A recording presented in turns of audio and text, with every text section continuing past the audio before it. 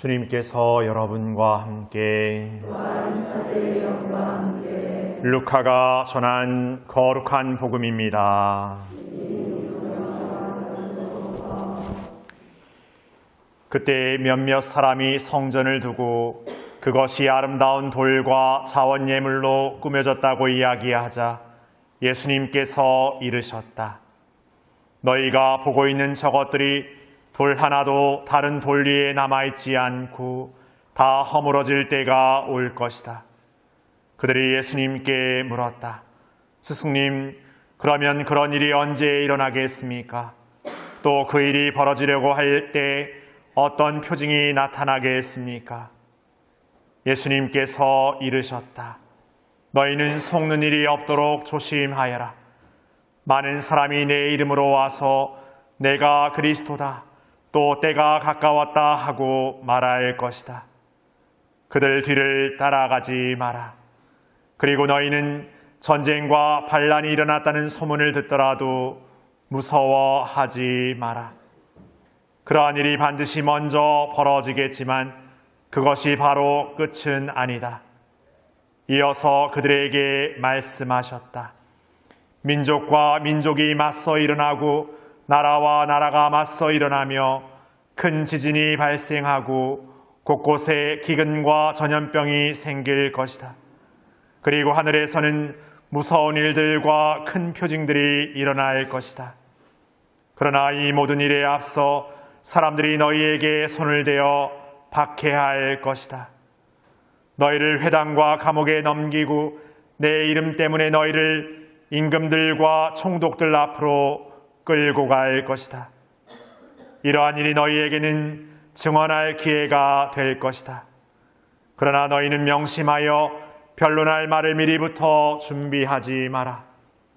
어떠한 적대자도 맞서거나 반박할 수 없는 언변과 지혜를 내가 너희에게 주겠다. 부모와 형제와 친척과 친구들까지도 너희를 넘겨 더러는 죽이기까지 할 것이다. 그리고 너희는 내 이름 때문에 모든 사람에게 미움을 받을 것이다. 그러나 너희는 머리카락 하나도 잃지 않을 것이다. 너희는 인내로서 생명을 얻어라. 주님의 말씀입니다.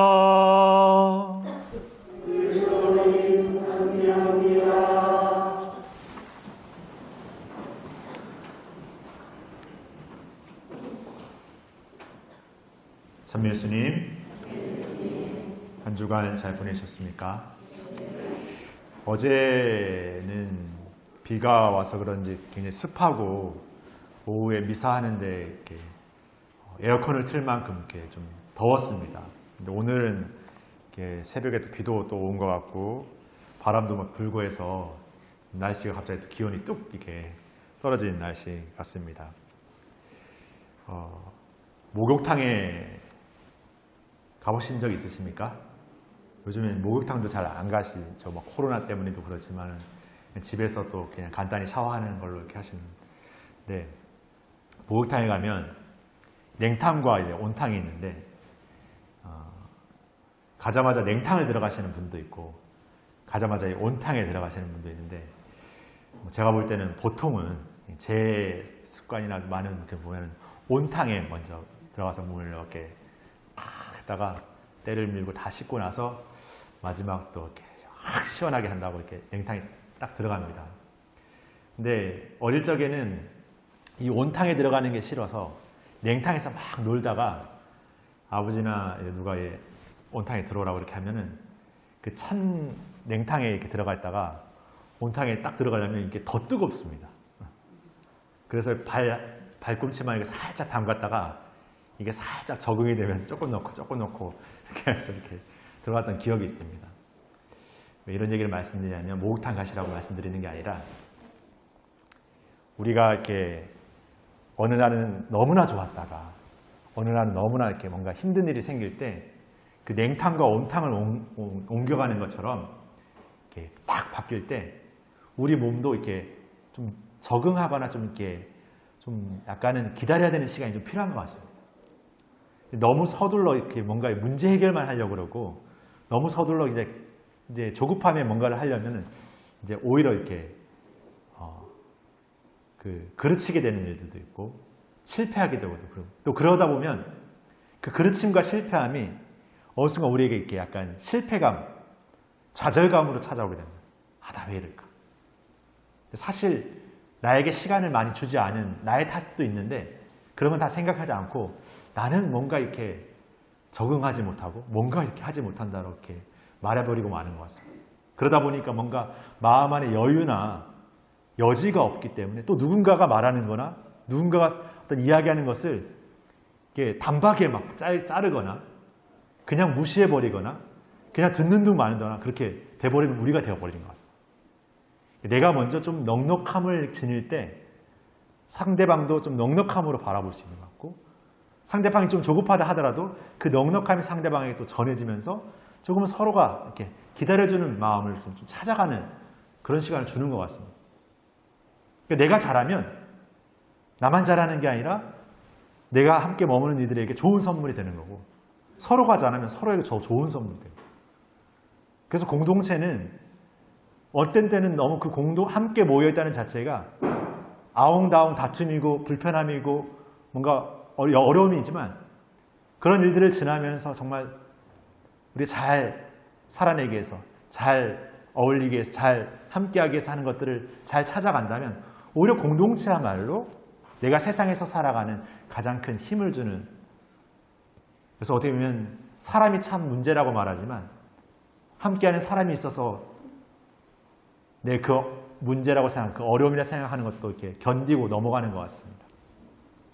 그런데 오늘은 특별히 그 함께 살아가는 이들 가운데 가난한 사람들 어떻게 보면 세상에서 좀 고통받고 있는 사람들 기억하고 싶습니다. 우리 주변에도 있지만 세계 곳곳에 많은 이들이 있습니다. 그들은 그들 스스로의 어떤 능력으로 말미암아 가난해진 일들도 있겠지만 그것보다 훨씬 더 사회 구조나 어떤 환경적인 어떤 측면 안에서 가난할 수밖에 없는 삶을 사는 이들도 훨씬 더 많습니다. 그리고 가난만 하는 게 아니라 가난하기 때문에 어떤 의료나 여러 가지 보호를 받지 못하면서 어떤 일들이 생겼을 때 더 많은 희생과 고통을 당하는 이들도 그들입니다. 세계의 경제성장이 많이 이루어졌지만 그런 경제성장을 이루는 일들 안에서 기후변화나 여러 가지 일들이 생기면서 오히려 그런 일들로 생기는 자연재해로 더 많은 목숨을 잃는 이들도 바로 그들입니다. 그런데 우리는 어느 한편 그들을 그냥 불쌍하다고만 생각하고 우리로 인해서 생겨난 어떤 문제라고는 절대 생각하지 않죠. 내가 거기에 뭔가 가담했다라고 절대 생각하지 않습니다. 근데 하나하나 다 따져보면 우리가 생활하는 습관 안에서 버리는 쓰레기라든지 우리가 생활에서 너무 편리주의적인 걸 찾아가는 어떤 그런 것들이라든지 경제주의적인 어떤 발전적인 것들을 찾아가는 우리의 어떤 생각들이라든지 그런 것들이 누군가를 소외시키고 누군가의 희생을 불러일으키게 하고 누군가의 어떤 목숨까지도 내어놓도록 그 어떤 고생을 강요하는 일들이 비일비재하게 벌어지고 맙니다. 그렇게 생각한다면 우리가 가난한 이들을 기억한다는 것은 우리가 이 생의 삶에서 우리가 다해야 될 삶을 다하지 못하는 어떻게 보면 우리가 숨기고 싶은 그냥 겉으로만 번지르하고 뭔가 자랑하고 싶은 것만 드러내는 우리의 민낯이 아닐까 하는 생각해 봅니다. 또 우리가 살아가는 세상에 진실된 자화상이 아닐까도 생각해 보게 됩니다. 그렇게 생각해 본다면 오늘 우리가 이 가난한 이의 나를 기억한다라는 것은 이 한 해의 전례력을 이렇게 마무리해 가면서 우리가 결코 잊지 말아야 될 것이 무엇인지를 정말 중요한 것이 무엇인지를 더욱 우리에게 상기시키는 것 같습니다. 지난 주일에는 독서와 복음의 내용이 부활에 대한 이야기였습니다. 우리가 이 신앙을 살면서 이 부활에 대한 신앙에 대한 희망과 확신을 갖고 있지 않는다면 그 영원함의 삶을 사는 이로서의 삶으로 살아가지 않는다면 단지 세상의 삶에 국한된 삶으로서의 삶을 살고 있다면 우리는 더 욕심내고 이 세상에서 뭔가 많은 것, 부를 차지하고 권력을 차지하고 거기에 더 혈안이 되는 삶을 살고 말 것입니다. 그런 삶이 아닌 신앙인의 진정한 희망을 사는 삶을 살아고 우리는 초대받았습니다. 그리고 그 삶은 우리와 함께 살아가는 이들, 가난하고 고통받는 이들을 기억하는 삶. 예수님께서는 이 세상에 오셨을 때 그 누구보다 이 가난한 이들을 먼저 찾아갔고 그들과 함께 했고 그들에게 사랑이고 전적인 내어줌의 삶이 되셨습니다. 그러기에 우리가 그러한 삶을 오롯하게 우리의 삶으로 갖지 않는다면 우리는 예수 그리스도 그분을 우리의 주님이라고 우리의 구세주라고 고백할 수 없습니다. 이제 다음 주 주일은 연중제 34주일 그리스도 왕 대축일입니다. 예수님을 우리의 진정한 임금이라고 화려한 임금의 옷을 입고 화려한 왕관을 쓴 임금이 아니라 채찍질 당하고 고통당하고 십자가의 고통을 당하시고 죽음까지 맞이하신 그 처절한 몰골의 예수님이야말로 더 진정한 우리의 임금이시라고 고백할 수 있는 삶은 바로 우리가 이 신앙의 삶의 진정함을 살 때 비로소 받아들일 수 있는 신앙의 진리이면서 신앙의 빛인 것입니다. 그래서 오늘 우리는 그 가난한 이들을 기억하는 것, 그것은 애써 내가 무언가를 해주는 삶이 아니라 내가 진정해야 될 미뤄뒀던 삶을 더 이상 미뤄두지 않는 삶, 이 우리의 삶으로 더욱 깊게 받아들이는 삶이 될 것입니다. 오늘 보면은 어떤 화려하게 꾸며진 성전도 하나도 남아있지 않을 것이라고 말합니다.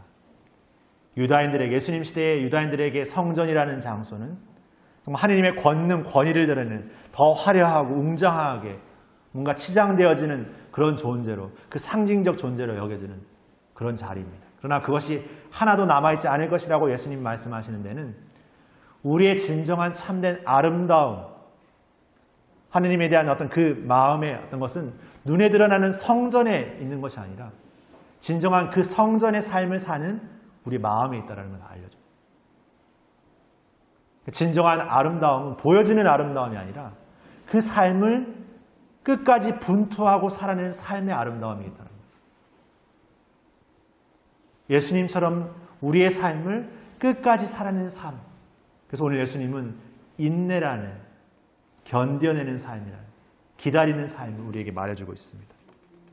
그런데 세상은 끊임없이 우리에게 그러한 삶의 부질없음을, 그냥 그러한 삶의 어떤 손해보고 고통받고 힘들고 어렵다라고 우리에게 말하죠. 세상의 성공, 세상의 방식이 더 현실적이라고, 더 직접적이라고 말하죠. 그렇게 우리를 끊임없이 속여댑니다. 그냥 여기에 모든 걸 내어걸고 사는 삶, 그런 삶으로 살아가라고 그냥 끊임없이 우리를 유혹합니다. 그래서 우리는 이 생의 삶을 살면서 그 삶의 유혹과 그런 어떤 속임수에 너무나 잘 넘어지기도 합니다. 너무나 잘 넘어지는 우리의 현실, 나를 바라보고 있기 때문에 우리가 예수님의 삶을 산다라는 그 희망적인 삶은 더 요원하고 멀게만 느껴집니다. 아, 불가능하다. 나는 안 되는가 보다. 나는 절대 될 수가 없는가 보다. 그런데 우리는 그러한 생각으로 우리를 마침하고 종결지는 그 마음까지도 유혹이라는 것을 기억해야 됩니다. 우리가 이 삶을 사는 삶은 처음부터 우리의 어떤 능력과 자격으로 살 수 있는 삶이 결코 아니었기 때문에 그렇습니다. 오히려 그러한 유혹이 느껴지는, 그런 약함이 느껴지는 우리는 더 하느님께 나아가 머물러야 합니다. 바로 이 삶이 처음부터 그분께서 함께 하시고 그분께서 이끌어 주시고 그분께서 주시는 은총 안에서 이루어지는 삶이라는 것을 어느 순간 망각해버렸기 때문이었습니다. 그래서 우리는 기억해야 합니다. 이 삶이 그분과의 동행이라는 것을. 그리고 그 삶은 우리의 부활을 기억하고 우리 주변에 가난하고 고통받는 일을 기억하는 삶이기도 합니다. 그들을 통해서 내가 이 세상에 주어진 나의 삶의 것들을 더 나누는 삶을 살아내야 되고 살아가야 된다는 것을 기억하도록 초대합니다. 그 삶이야말로 세상이 주는 어떤 유혹에도 내 삶에 하나님 중심의 삶을 살아갈 수 있는 구체적이고 실천적인 삶이라는 것을 기억해야 됩니다. 그렇게 우리는 매일 늘 새롭게 하느님 안에 우리의 닻을 내리면서 그 닻을 굳건히 부여잡고 견디어내고 어떻게 보면 인내하고 기다리는 삶을 끝까지 살아내야 됩니다. 그러한 삶에 하나님께서 우리에게 말씀하십니다. 예수님 통해서. 너희는 머리카락 하나까지도 잃지 않을 것이다. 인내로서 생명을 얻어라. 바로 이 생명은 우리가 그냥 호흡하고 물리적으로 그냥 살아있는 생물학적인 그런 생명만을 의미하지 않습니다. 진정한 아름다움을 사는, 진정한 예수님다운 삶을 사는, 세상에서 가난하고 소외된 이들을 위한 삶을 더 내 삶에 주어진 것들을 나누고 실천하는 삶, 거기에 진정한 생명이 있습니다. 이 생의 삶이 끝이 아니라 저 영원함의 삶을 희망하는 삶, 거기에 생명이 있습니다. 그 삶을 살아가라고 부르는 거예요. 오늘 제1독서 말라키서 구약성경의 제일 마지막 책입니다. 이제 말라키의 예언자의 이야기는 바로 신약의 세례자 요한으로 연결되어지고 이제 예수님으로 연결되어지는데, 그 말라키서는 우리에게 이렇게 말합니다. 불붙는 날, 화덕처럼 불붙는 날이 오는데 그때가 되면은 악인들은 검불처럼 타오를 뿐만 아니라 뿌리까지 완전히 없어지고, 그러나 당신을 경외하는 이들에게는 의로움의 태양이 날개에 치유를 싣고 너희에게 찾아온다. 우리의 그 지난 여정, 그 삶을 살아간, 하나님의 뜻을 살아간 여정은 어떻게 보면 너무나 치열했고 너무나 힘들었고 너무나 고생스러운 삶이었지만 하나님께서 반드시 너에게 그 기쁨을 담아주신다. 치유함을 넣어주신다. 그래 너의 일상의 삶에서 매일매일의 삶을 성실하고 묵묵히 일하며 살아가라고 오늘 제2독서 테살로니가 2서는 우리에게 말하고 있습니다. 먼 미래의 삶을 미리 앞당겨 사는 삶이 아니라, 과거의 삶을 다시 되돌릴 수 있는 삶이 아니라 매일매일의 삶을 진정한 성실함으로 하나님의 뜻을 사는 삶으로 살아가는 것, 그리고 하나님과의 늘 동행의 삶을 잊지 않는 것, 내 주변의 가난한 이들, 고통받는 이들을 기억하는 것, 우리의 삶이 이 생의 삶에 그쳐지는 삶이 아닌 부활의 삶으로 나아가는 삶이라는 것, 매일매일 기억하고 닻을 내리고 견디고 인내하며 걸어 나가야 할 것입니다. 그것이 우리가 이 한 해를 마무리하면서 이제 모든 것을 그냥 정리하고 마무리하고 치워두는 것이 아니라 진정 살아내야 할 삶이 무엇인지를 더욱 분명해하는 삶을 통해서 이제 우리의 삶으로, 우리도 예수님다운 삶으로 살아갈 수 있음을 희망으로 노래하고 고백하는 그런 삶이 되어야 할 것입니다. 그런 삶의 여정을 다시금 새롭게 우리 안에 또 피워내고 살아가는 우리 모두가 되기를 소망하는 또 한 주간이 되셨으면 좋겠습니다. 잠시 묵상하시겠습니다.